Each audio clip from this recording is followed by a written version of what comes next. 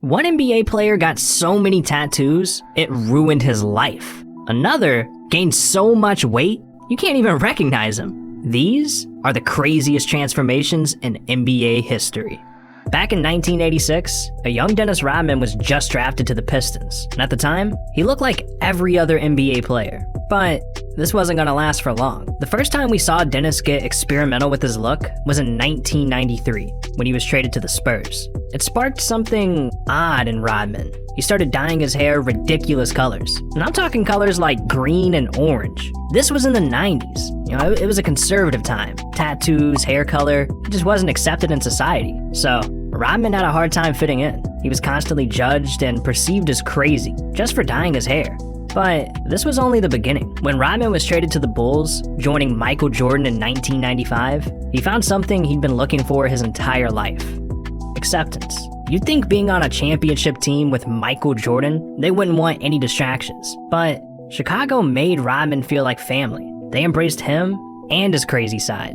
For the first time, Rodman was able to truly be himself. And with that, dude started doing even crazier stuff to his hair. I'm talking leopard print, zigzags, rainbows, ribbons, logos, even Scottie Pippen's jersey number. If it was a look, Rodman did it. His hairstyle was changing every game, and the fans in Chicago loved it. And the more fans cheered him on, the more Rodman started showing his true self. Hoop earrings, nose piercings, dresses, fur coats, tattoos, painted nails. Rodman was the first NBA player to ever portray themselves like this. And when he was asked why, he said, "Chicago really embraced me so much. If I did anything, people would stand up and cheer. I never got that before. I was so happy, energetic, alive, exuberant, dyeing my hair, dressing in drag. It just all came naturally to me." At first, people were uncomfortable with Rodman's look, but they came to accept him. Now, what people have never accepted is Steven Adams' transformation. Steven came into the NBA as a pretty normal looking dude. I mean, if you consider being 7 foot and 250 pounds normal. He had no tattoos in sight and an average haircut, so he didn't stand out at all. And in 2013, he was drafted with the 12th pick to the Thunder, putting up a whopping 3.3 points and 4.1 rebounds per game. Yeah, whew. So there was a ton to be done on his game and appearance. And with that, he got to work. But things got off to a rocky start. I mean, the dude grew out a mustache that should have had him banned from being anywhere near a school. Like, look at this. Are you seeing this? I don't even want him near me. But thankfully, a year later, he decided he was done being a creep. Or so I thought.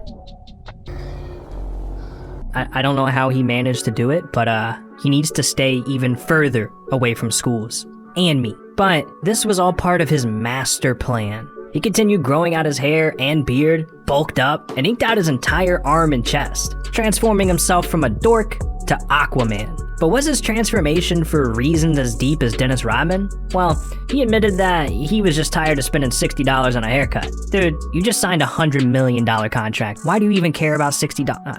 Never mind. You do you, I guess. But at least Adams didn't turn into a complete freak like Giannis Antetokounmpo. He came into the NBA as a 6'8", 190-pound kid. And you may think that's huge, but that is small compared to what he'd transform into. Before Giannis's rookie year started, he actually admitted, "I'm not ready. I have a lot of work ahead of me, but I'm not afraid. I'll give everything on the court, in the gym, and I'll prove to the Bucks that they made the right choice." But even though he tried his hardest, he only put up around 7 points, 4 rebounds, and 2 assists per game. Giannis wasn't even putting up Alonzo Ball numbers. So Giannis knew he had some bulking up to do. And if he didn't do it fast, his dreams of NBA stardom would fade. So Giannis dedicated everything to the gym. And during his second season, he grew 3 inches and gained 27 pounds, making him 6'11" and 217 pounds. He was literally becoming a freak right in front of our eyes. But there was something big holding Giannis back.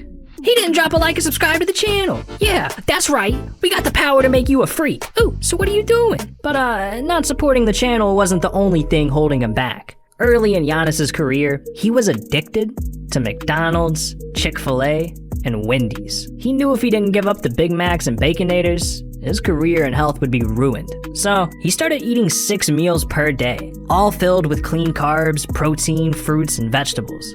And he locked himself in the gym 6 days a week. And within just a few seasons, he went from a bench player to a face of the league. Giannis put on nearly 25 more pounds, now weighing 242. His 12-inch hands became the biggest in the NBA, and his Achilles grew to 13.5 inches, double the length of an average male. I mean, that right there is why Giannis can do this. It has been incredible. Here he comes again. Oh, goodness. And the Greek basketball god raining down on the Pistons.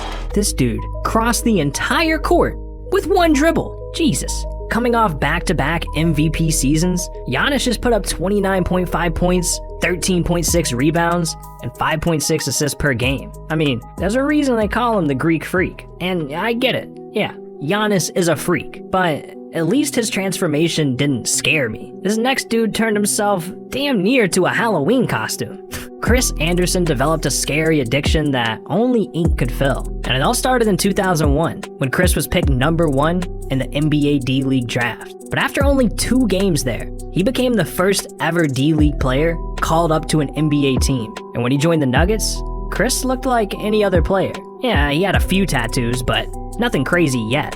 Then in 2004, Chris signed with New Orleans, and his entire appearance started changing. Chris started putting on 15 tattoos a season, and no one understood why he was getting tatted so much. Little did the world know, Chris was living a secret double life, and in 2006, it was brought to light.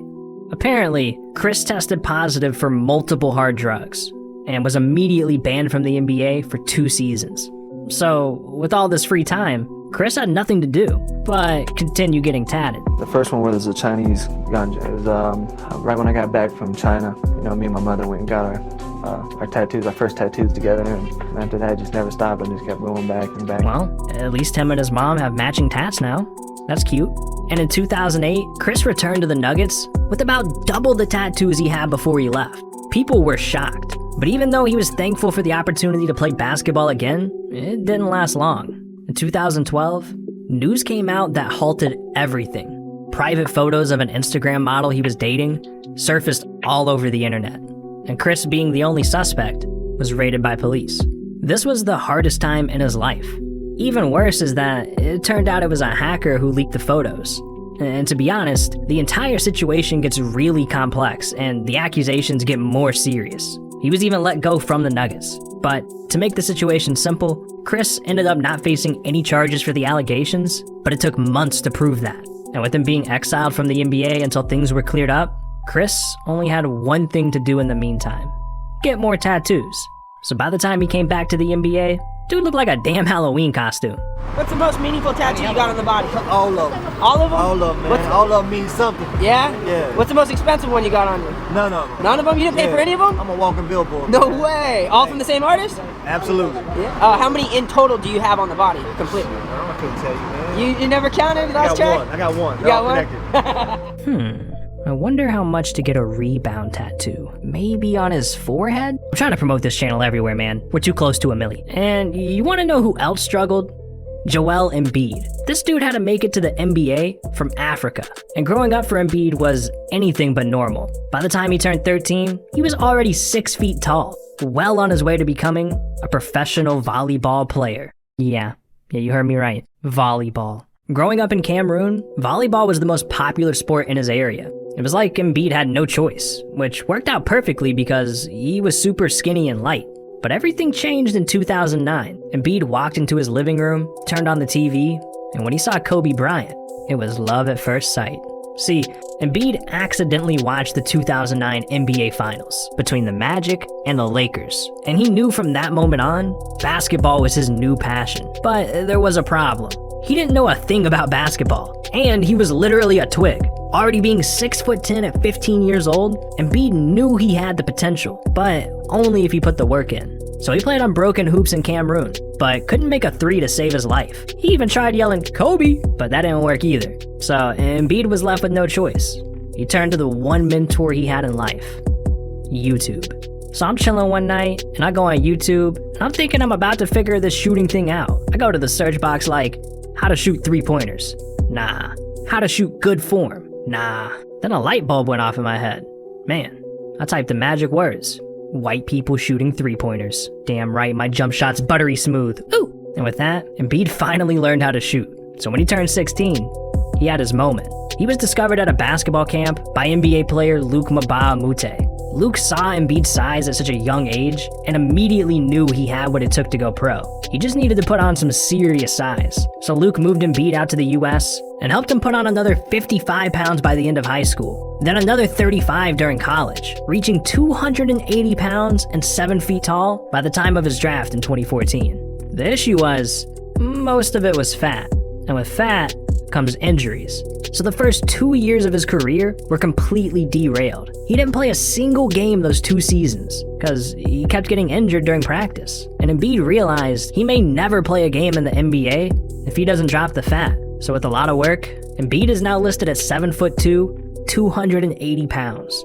Except this time, it's all muscle. And hey, it's showing. Embiid's having the best season of his career so far in 2021. That's just what happens. You make up your mind and get it done. But Russell Westbrook definitely couldn't make up his mind. And it all started when he was drafted. He had a buzz cut that made him look exactly like a Ninja Turtle. I mean, come on. Tell me he doesn't look like Raphael. And in 2015, he started playing his best basketball. So with all eyes on him, he went on a haircut rampage. The man was changing his cut like once a week. It started with this, and then went to this. Damn, Westbrook's barber need to hook me up. I'm over here looking like Steven Adams. God damn it. But once KD left OKC, Westbrook officially became the face of the team. And his fades got even more crisp. Westbrook stuck with these types of hairstyles throughout the rest of his Thunder career. But once he was traded to Houston, he created a hairstyle that I can't even explain. And when he debuted it, Twitter didn't hold back with the jokes, damn near turning this man into a meme again. But eventually, Westbrook heard all the clowning and got tired of it. So he went back to his more normal look. And it's probably not a coincidence that he's playing his worst basketball in a decade. So fans have gotten pretty disrespectful. I mean, there's a lot of videos of fans disrespecting Westbrook to his face. And the disrespect doesn't stop there. Players have had drinks, food, and even chairs thrown at them. Huh, you want to hear more about that? Well, click on this video right here. These were the times that NBA fans went too far, and it gets insane. So, what are you still doing here? This video's over. Click it!